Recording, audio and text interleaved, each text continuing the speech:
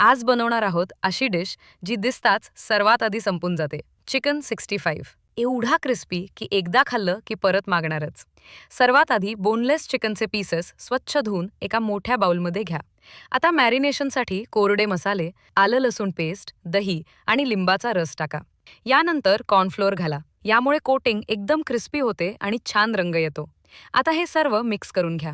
त्यानंतर एक अंडे टाकून पुन्हा एकत्र करा.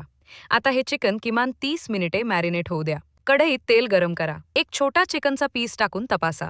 बुडबुडे येत असतील तर तेल तयार आहे. आता चिकनचे एक एक करून पीस टाका. एकदम सगळं चिकन एकत्र टाकलं तर तेलाचं तापमान कमी होतं आणि कोटिंग क्रिस्पी होत नाही. मध्यम आचेवर चिकन क्रिस्पी होईपर्यंत तळा. तयार आहे आपला क्रिस्पी स्पायसी चिकन 65. वरून थोडासा लिंबाचा रस पिळून गरमागरम सर्व्ह करा. तुमची आवडती चिकन रेसिपी काय आहे ते कमेंट्समध्ये नक्की सांगा.